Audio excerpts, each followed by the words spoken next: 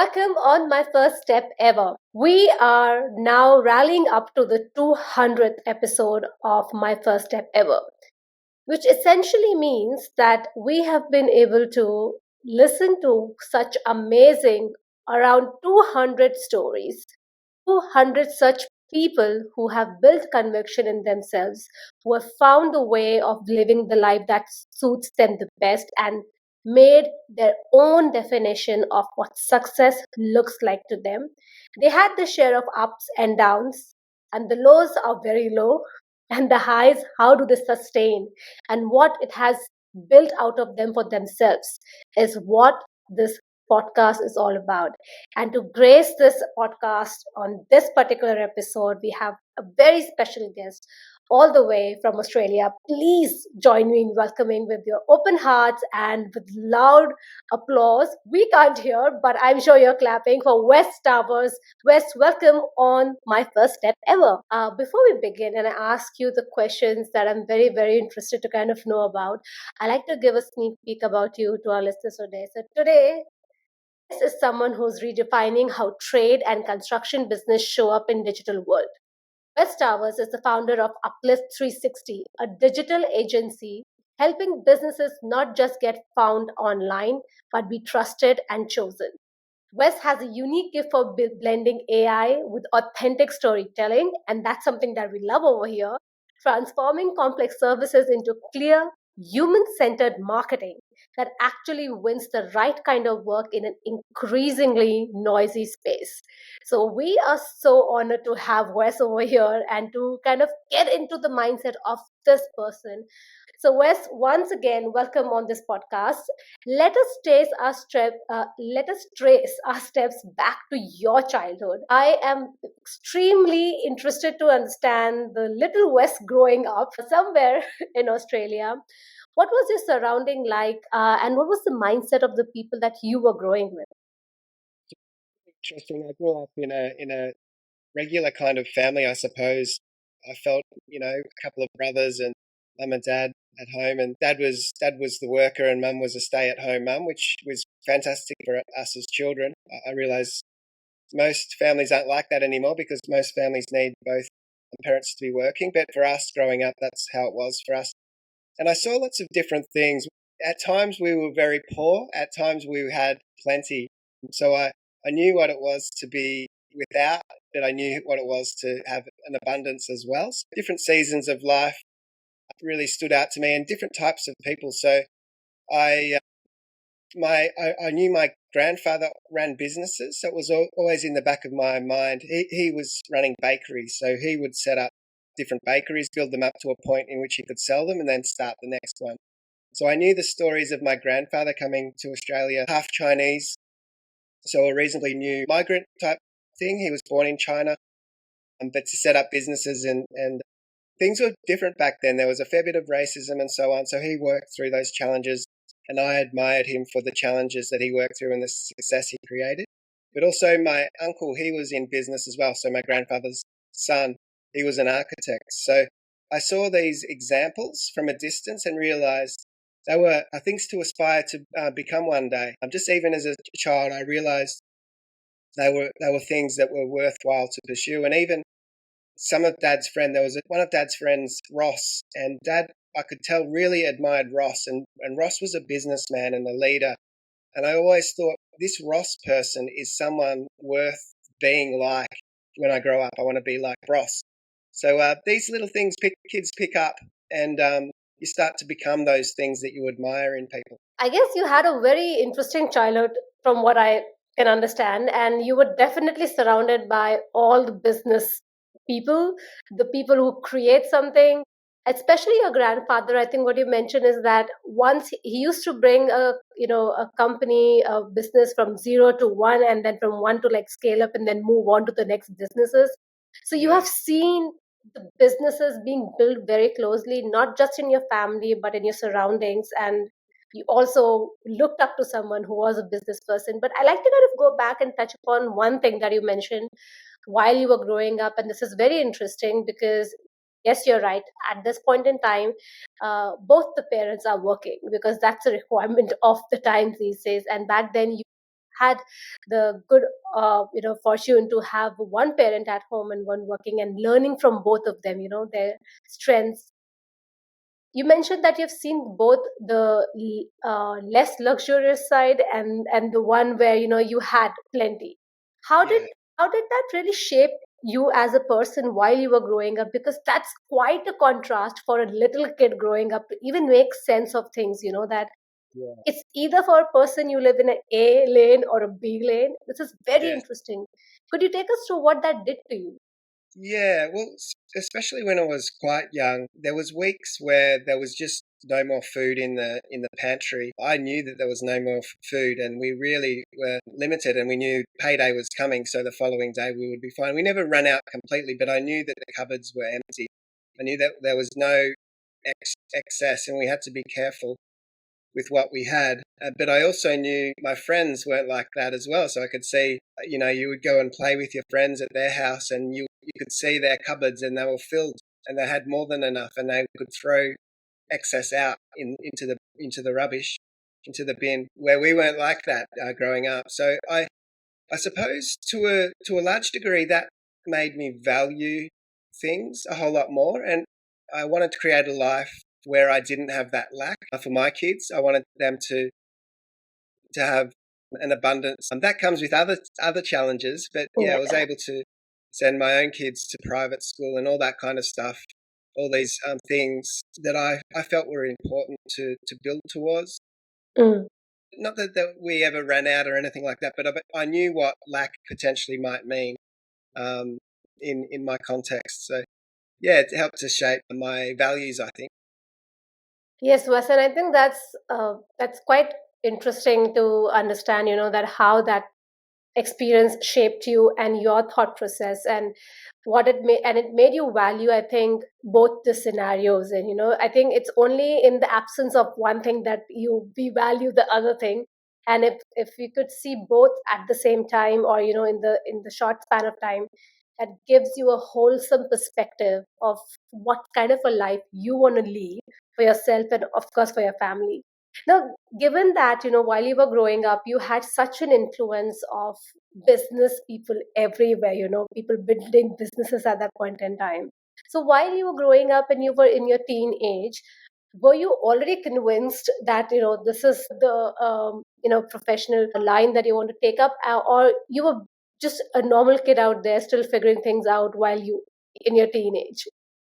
Yeah, I'm just a normal kid. It felt like a dream, a far distant dream for me, I suppose, to grow up and have a business one day. But I just always was prepared to take some level of risks as well. I mean, as a kid, my first little business venture was to find lost golf balls. We lived walking distance to a golf course, and there was lots of balls lost into the bushes and so on. And so my first little business was to scavenge and find the lost balls and then present them to the golfers to sell the balls back to the people who probably lost the same balls. But as a little kid, that was a real opportunity. I think I learnt a lot in those basic things about just, presenting to the people and putting up packages of offer. So I would have three balls for a certain price and one for a certain price. And I realized packaging them, you could make more money because people would be enticed to buy three if there was a say a discount.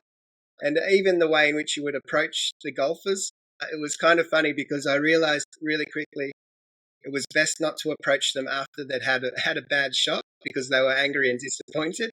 So you would just not worry about talking to them then. But if they've had a great shot, they're happy, they're excited.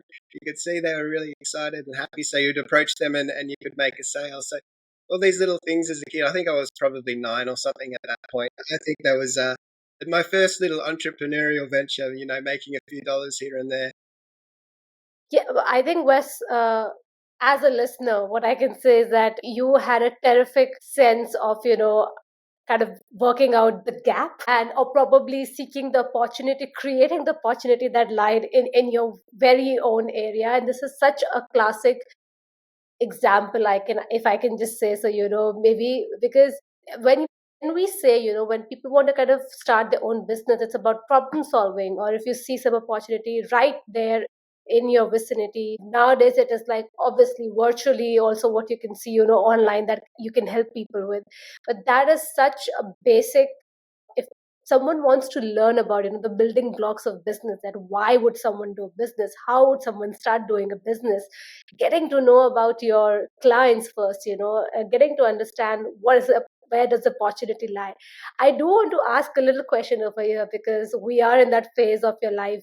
You're in your teenage, and you were 9 years old when you did this. So when you first thought of this, how did the idea come about to you? And second, what was the first how was the first sale, that you made? I think it was Dad who mentioned that he used to find golf balls, search and find the golf balls. So I think it was my idea to sell them because I didn't know what to do with all of these golf balls. So yeah, I just saw the opportunity. But you're right. It's like if you can see value, so if you can create value for the end customer, so they couldn't find their balls or didn't have the time or couldn't be bothered finding them, but I was prepared to find the ball, so I was giving them some form of value. They would often laugh and say, "Hey, this was my ball already." And I said, "Well, I found it, so are you going to have to buy it now?" So, and they laughed and thought that was funny and cute as a kid. So yeah, that's kind of how it came about. Yeah, it was. I suppose it felt like a scary thing to approach these men typically on the golf course as a kid. At first, I felt like it might not go very well, or what would they say to me, or insecurity as a kid. But those same things, those same feelings occurred when I started like an adult business, a proper business. It always felt like there was a level of fear, but you needed to sort of get past that fear and take the first step. Like the show says, that very first step to get the action and the momentum to create something. That's the key thing, just to get started, I think, is really key. Absolutely, and I think that's why it's so important for us to kind of delve into this aspect of what were you feeling when you first got that idea. How did you really come about doing that? How was your first sale? How did that go? How did that make you feel in your tummy? So I'm sure we will get into that a bit more as we go further in your journey, because this is just the very start while you were a kid. So from there on, Wes, once that little business of yours, you got a taste of how businesses is like, as you mentioned, your one of the top learning was how when to sell it to a client, how to package things up, what is most important. How did your life kind of roll out from there in the next decade, coming up to your university days? Yeah, well, I discovered I was quite good and enjoyed design, creative endeavors. I as a school kid, as a primary school kid, I designed. There was a competition to design the school logo. There was a new school being developed, and I was one of the first students there. But there was a competition to design the logo, and my logo was chosen, and it's still the school logo today. Wow. Yeah, so I think that started the trajectory of the career path I took because, well, it did definitely because in high school I went to see the career counselor and they uh, spoke to me and I studied graphic design multimedia at uni. Websites weren't really a thing back then, so we didn't really have that discussion about websites, and that's where I ended up. But yeah, that started the trajectory, and you never really quite know exactly what the opportunities might pop up because websites weren't on my radar. But as soon as that became an opportunity, it was perfect for me. It's like quite exciting to know, you were able to sort of figure out that what you really are good at. And besides knowing what you're good at, because a lot of us, we know what we are good at, but kind of really focusing our attention in that and making it a career is a different thing. Because if it is a little unconventional, like I think maybe design was a little unconventional back then, you can correct me if I'm wrong, to back it with such confidence that that no, I will or want to make a kind of a career out of it, it's a big thing. But given that you already were, into the business setting, and you had that experience, how come you chose to kind of take your design career forward? The reason I'm asking is because I think it speaks a lot about your own conviction and what you wanted to kind of do. And if we can kind of get a bit deep, an insight into your thought process. But yeah, when I chose to pursue graphic design, there was certainly, I mean, Dad didn't fully understand the career path. His question was, can people make money doing that? Because he kind of had in his mind art and so on. He didn't really understand exactly what I was about to do. And I said, yeah, people can make money from it. So he said, fine then, do that if that's what you enjoy. That's all he was sort of concerned about. But yeah, so pursuing that as a career path was a perfect balance for my how I'm wired, because there's the technical aspect of creating things, but also the visual aesthetic that I enjoy. And after uni, I got my first job in a marketing company, and this is the crazy thing: they were an award-winning marketing company, but they'd never designed a website. So this is how far marketing has changed. And Wow. they won a website project, and I've been there probably 3 months, I think. And they said, right, you're the young guy, better figure out how to build that site. Wow. They threw me into the deep end with that, gave me heaps of time and let me do some little courses and so on and build that first site. And so I found that I really loved it. It was everything that I felt I wanted. So it wasn't even on my radar until it was there, and it just felt like the perfect fit for me. So that's what I ended up doing when I eventually started my own business. We do websites, we do SEO, digital agency, all that kind of stuff. So it felt like, in a way, it found me rather than me finding it. And I think that's always the best way forward, when the thing that really is meant for you finds you, because then things flow very easily. You're not forcing on things. But before we kind of, move ahead in your journey, I want to ask a question over here. When you were thrown into the deep end, Yeah, and that was your first job, internship ever, a job, how did you sort of, take that challenge? Because for a lot of us who are thrown into the deep end for the very first time, or at any given point in time in their life, you want to do something, but you really have no idea about how to get about it. We get flustered, we get really panicky, that how can I do this? There's no help. Why did they do this to me? What yeah, was your thought process, and how did you come out from that with flying colors? yeah. It certainly was a time where I put a bit more effort in after hours, not just at the work hours, but finding out as best I could. I had an internet connection at home. Not everyone did back then. Dial-up internet. But I feel really old saying that.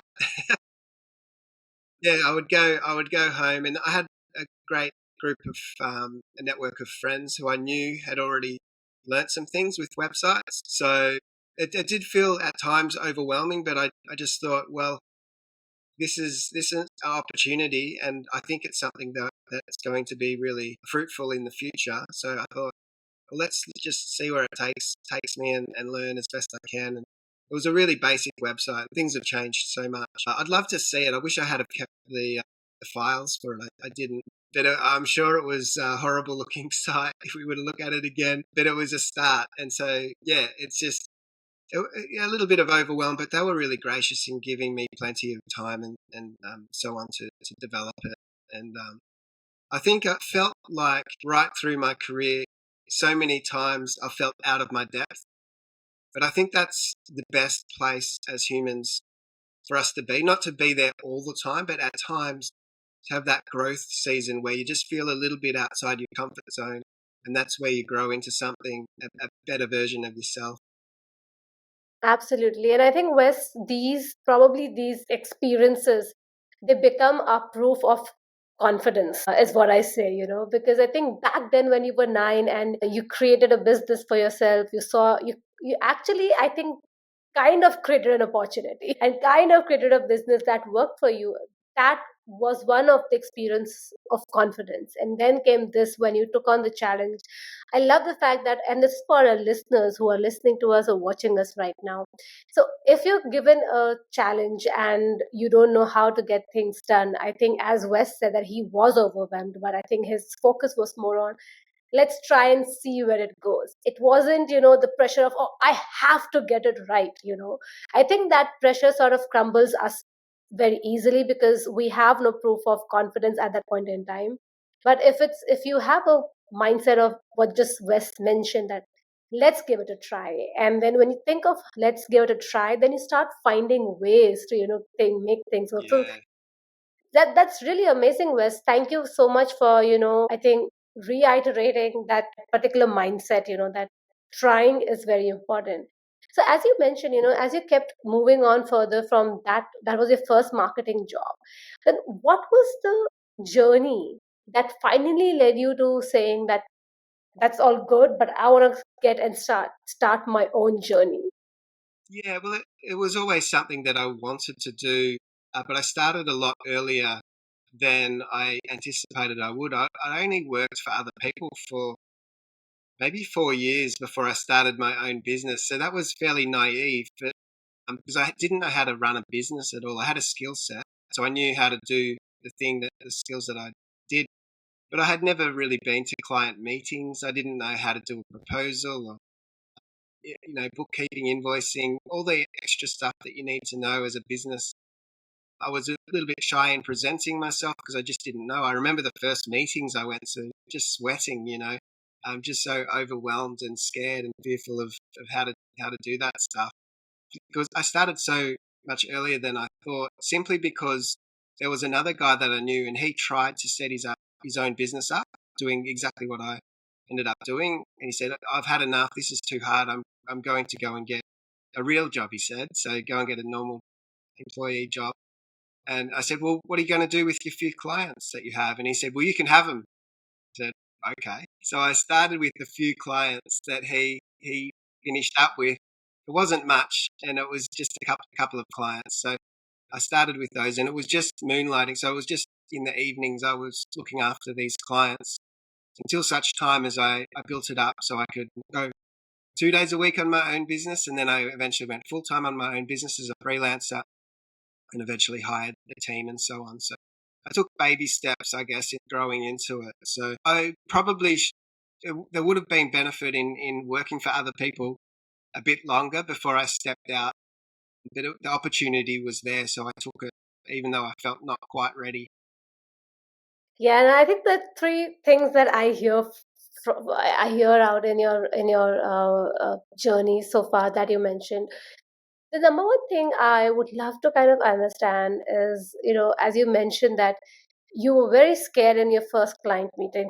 Do you remember your very first client meeting, and how did that go? How did you really hold yourself true to the Yeah, situation? yeah, yeah. It felt like it went terribly badly. In hindsight, I realized the person I was speaking to realized I was new, and they realized, hey, I'm just a bit nervous, but they probably were aware that my skill set was perfectly fine for the job. So I didn't need to be as scared as I was. People are people, and they realised I was just starting out a business. I could have been more confident in the fact of knowing that they were nice people and so on. But yeah, at the time, it just felt like everything I said was not very articulate, or they approved the work, so it didn't go as bad as it felt like. And I think that's how I think all of us feel, because it's like it's the first time we're doing something. And even though we are all very confident about the skills that we have, I think it's always about what is the other person going to think about us? Or what if they reject us?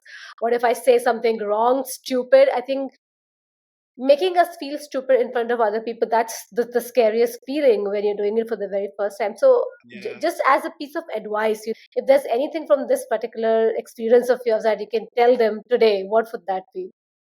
Yeah, well, I think everyone, as you say, everyone feels that imposter syndrome type thing. So, well, most normal people, some people are really confident in everything, and those people are probably misplacing their confidence. But for most of us, we have that fear of not being good enough, not quite, you know, measuring up. But I think realizing people are generous and kind for the most part, so they don't mind if you fumble and stumble your words.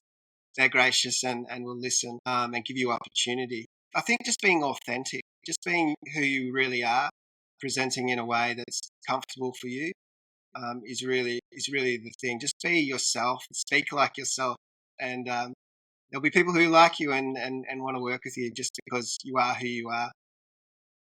Absolutely. Thank you so much for that piece of advice. And I think one thing that I also feel is like, even if you goof up, that's just one person who knows about it. So true. You can always start again the next day, another person. They would essentially forget you, which is a good thing. So I think that's an interesting start. I would really like to kind of understand, as you mentioned, that you felt that you went into this starting your own business a little too soon, a little too early. How did you manage your, to keep yourself financially secure to actually begin your business at such an early age? Yeah, well, in some ways it was easier because it was at that time myself and my wife, so we were a two-income household with no kids, and we didn't have a mortgage when I first started, so we hadn't purchased a home, just renting a home. So our overheads were quite low. We didn't have huge expenses. So in from that regard, it was beneficial to start before having children because all of a sudden there's additional expenses, and didn't have a mortgage, but we had a mortgage soon after. So I quickly had to figure out how to build the business and get enough income so to pay the mortgage and pay the bills and so on.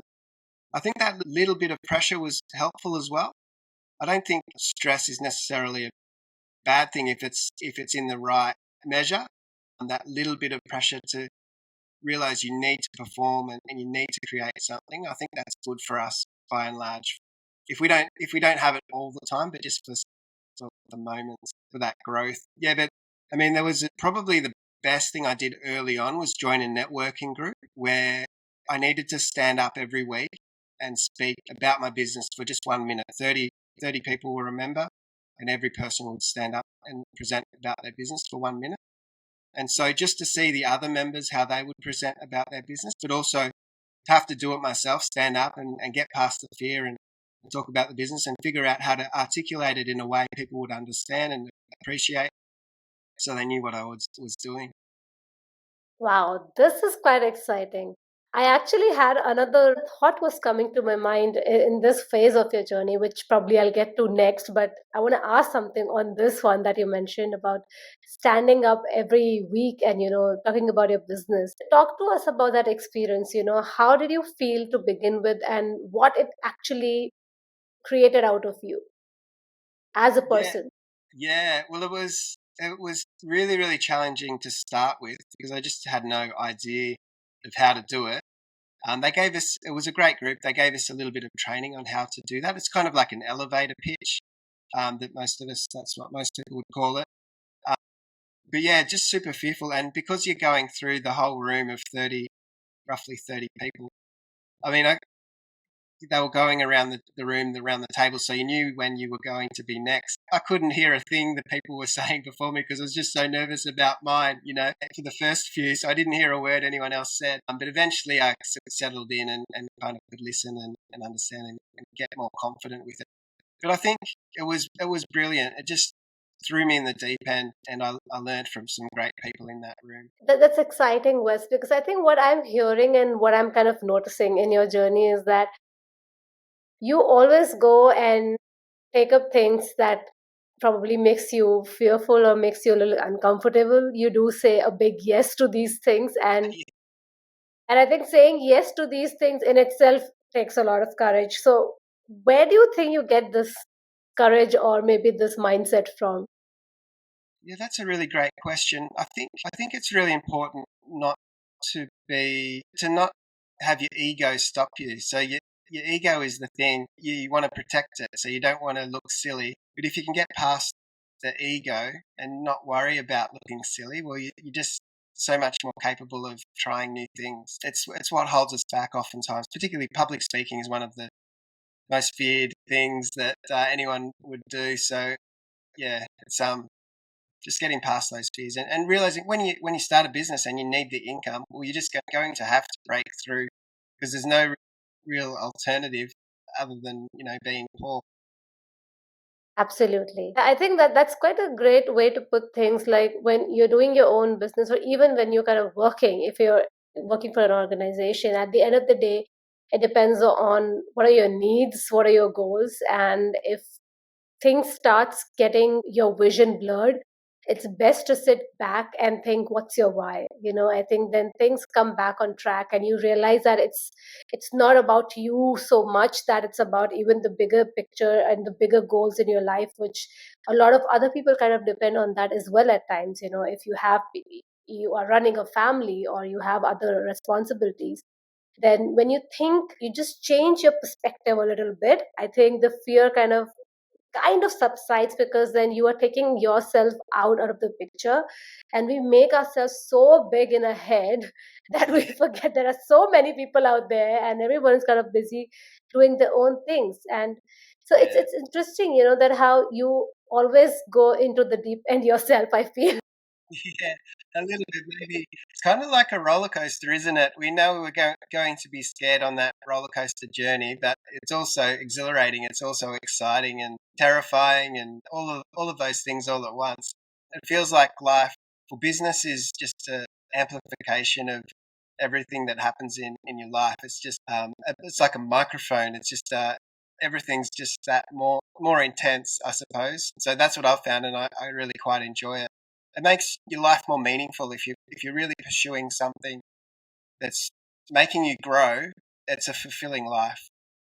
Absolutely. So, on that note, Wes, from there on, when you actually started your business and your family grew, what was the next 1 decade like? Yeah, well, there's been lots of different road bumps and things that have helped me to improve the business. There was one instance I'd built a small team.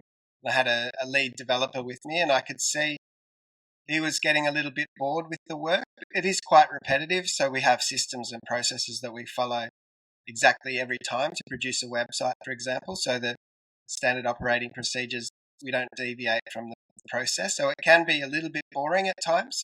And I could see he was getting bored with it. But this opportunity for a different type of website came across. It was a dating website. It was before all the apps and so on. It was something that we'd never sort of done before. And I spoke to the lead developer and said, "Hey, is this something you know how to do? I don't know how to do it. None of the other team members would know how to do it. Is it something that interests you?" And he said, "Yeah, I can definitely do that." And I said, "Right, well, can you help prepare the proposal and I'll submit it." And we did that and won the work. And it was a massive job for us, the biggest job we'd ever taken on at that time. And I had no idea how to do it, but the lead developer did. And about 2 weeks into the project, which was going to take months, he quit the job. So all of a sudden, we had this massive job and no one who knew how to do it. So it was a real stressful time for me, just fighting off way more than I could chew. I did deliver on the promise and deliver the project. The client had no idea of all the pain I was going through, because I was just spending so many late evenings and barely sleeping and figuring it out, and built the site. She sold that business and did really well. She had no idea of how much hard work it was for me personally. But I realized out of that learning lesson that sometimes it's better not to take on projects just for the wrong reasons. And the reason just to keep the one person happy in the team was probably the wrong reason to take on the project. So I realized, hey, let's stick to our lane. Let's do what we do best. Stick to what I feel as though our best service offering is, and we find enjoyable as well. So it was a big, painful lesson, but I got through that really stressful time, and learned a few things about how we do business. Thank you so much for opening up and sharing that with us, because I think many a times we don't get to really understand and hear the stories from the owners, founders, and we don't really get to understand the kind of pressure that they are going through, and what really it means to for them to have a great team working with them, and that how much they believe in them, and they would love to kind of help them, uplift them as well, and most importantly for being vulnerable and open, because that helps everyone who's listening to us to be able to open up themselves as well, to be able to share their life experiences or situations where maybe they have taken a decision which may have backfired, but what did they learn out of it? And it's very important. I think this is one quality that only helps you improve and keep moving forward, because Right now, we're sitting over here and just listening to that one situation, but I can't even imagine that what it would have taken you to actually go through that entire project, finish it, deliver it, and the client not even knowing it, because I think it's a huge feat. And besides that, all the emotional turmoil that you may had to face, because you really actually first of all had had to let go a very able teammate, but also the way things happened might have taken an emotional toll for you. If it did, could you take us through how did you manage that aspect of yeah, your life? Yeah, well, as you say, so it was a really, really hard and difficult few months. Really, it took a few months to deliver the project, which because it's such a large project. And yeah, it was a shame to let go of the lead developer. He was such a wonderful team member, but I suppose he outgrew the position to some degree. So he was really, really a smart guy and went on to do wonderful things in other careers. So yeah, but it was so hard to because as you say, I like to say yes and to push myself and stretch myself a little bit all the time because that's growth and that's keeps me excited and motivated. But this time it was just that little bit too much. So getting that balance right of figuring out what's a good project that does stretch us a little bit and keeps us excited as a team, but also not to put so much risk involved into one thing that other because during that time, whilst that project was a large project, it meant that I couldn't take on other jobs at that time. So it was actually a whole lot less profitable because everything else sort of we couldn't take on any other new jobs. So I had to get through that financially and learn from the mistake of taking that job and figuring out exactly what our best types of work would be and our clients and to really niche in that we're really niche as a digital agency. We look after mostly trades and construction businesses. And so I realized, hey, it's best just to do what we enjoy and do best. They're our happiest clients. They're happy. That means we're happy as well because it's always great to get great feedback on the work you do. So, yeah, some of those lessons learned the hard way, I suppose. Sometimes I suppose it's unavoidable. Sometimes if you are pushing for growth and to change things and to become a better business, sometimes you will push a little too hard. That's just the nature of things. It's never, these things don't always, they're not going to destroy us, but they're going to grow us in a new way. Absolutely, Wes. And I think what you said is so right. Sometimes this is unavoidable because when you're pushing for growth, risk is the only way forward that you have to take and learn from it. Now that, I love to kind of uncover the behind the scenes, the the chaos that goes before you take your first steps, because it's so challenging, and you have those nights where you're just probably just by yourself, thinking what needs to be done, or you're really beat yourself up, but the next morning you have to get up and you have to show up. So now that we've discussed that, a really challenging time in your career and how you really kind of work towards it, I would also love to understand the very first moments of your life where you tasted success, and whatever success looks like to you. So if you can take us through that one first ever success that you had, and how did you sustain it, or what did you learn out of it, because even that is very difficult. Yeah, well, it's a really great question, and it's hard to define exactly because it just feels like there's always more, and there's always a greater step, and there's always a greater success. But I think for me, success, the meaning of it has changed as I've matured, I suppose, and as necessity. Early on, success was just making enough income so I could work for myself without having to be employed anymore. So that was the biggest stepping stone. So when I went full time, that was a key moment of success, and I realized, hey, I've got a business that's viable enough to support myself. So that was one success milestone. But then to take it from that to building out a team, that was another success milestone. But now success is kind of even different again. It's more investing, I think, more about my children now because business is really great and established and it's been running more than 20 years. So being able to facilitate opportunities and mentorship to my children, for example. So my eldest son, he's working with me one day a week, which is wonderful. He's nearly 20.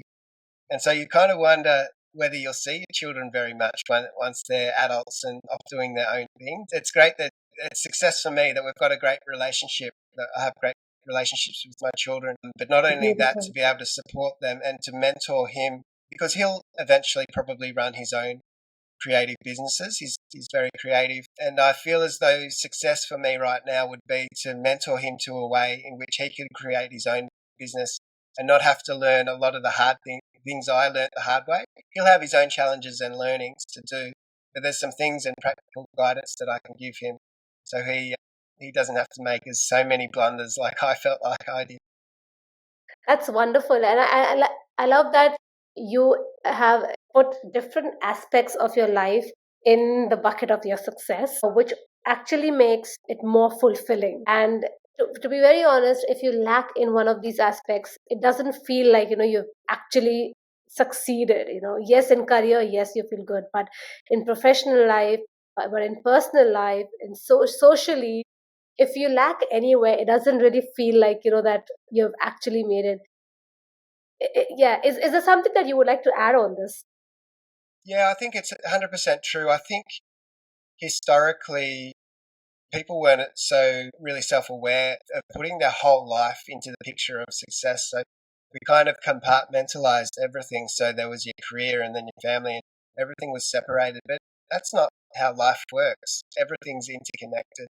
Everything influences the other aspects of life. So, I mean, like to touch on like personal life, my health really a few years back had really deteriorated because I was really overweight. I wasn't looking after myself, wasn't eating very well because I was putting so much focus on business. Business was going pretty well, but with some health issues, I realized, hey, I've got to start focusing on some other things as I age as well, particularly. The curious thing was putting my health first for a season and getting to the gym and eating better. My business actually flourished even to a greater level. So you've got to get all the aspects of your life working together because if you let one aspect go, it will hurt the other key areas of your life. Absolutely. And this is such a wonderful conversation that we are having right now. And I've really loved, kind of understanding you as a person, your personality. I think you just see the challenge in its face and you want to just go in that direction and just challenge things up, learn more. And that's such a great quality to have. It has been so wonderful, Wes, getting to know you, your childhood journey and your teenage journey to now what you're doing and the kind of life that you've actually built for your children. Really strong foundation. I remember at the beginning you mentioned that while you saw your parents, the way they gave you the kind of life, you envisioned to give that kind of a life to your children as well. And I think definitely some that you have sort of achieved that thing that you were mentioning at the very beginning. So from here, Wes, what is next for you? What is something that you're excited about? Yeah, well, it's an exciting time of the world in every business, really, with AI. Everyone's talking about AI. I mean, it's transformed the way we work to a large degree. We had a business valuation a few years ago, and the valuer said AI was a massive threat to the business. That was a bit of a wake up call too. So it forced me to think about, hey, how do we use AI to advantage to streamline our processes and create better outcomes for our clients? So the future and what keeps me excited is what that might look like. So business has evolved a lot. We've had our most profitable year, our financial year, just last Wow. financial year. But I can see already things that are going to change again and again. And so we need to stay on top of the changes, see the opportunities, see where the gaps are in the market, and facilitate those opportunities. So I think every business, it's true that things are changing, and it's a time to really think about how you can bring a whole new level of value to your clients. And that's what we're doing, trades and construction businesses. I love that you keep up with the trends, you read them and you make sense out of it and then you work on, applying it. As I think that is something that you've been doing since the very beginning. And I think you have seen the change because first you definitely have seen the dot com change and now you're seeing the AI change. Yeah, That's quite exciting. Thank you so much, Wes. I would love to say that it has been a wonderful time chatting with you, get to know you as a person, and it has been such a learning experience for me personally while chatting with you. Would you like to leave our listeners with any thought or a quote or a saying that you really resonate with? I think it was Tim Ferriss, the author, who wrote 4 Hour Work Week. He said something along the lines of asking yourself the question, what would it look like if it was easy? So I think it's a great question to ask yourself. Sometimes things feel really complicated, but if you ask yourself a new framing question, what would it look like if it's easy? You can find opportunity of what the next step might look like.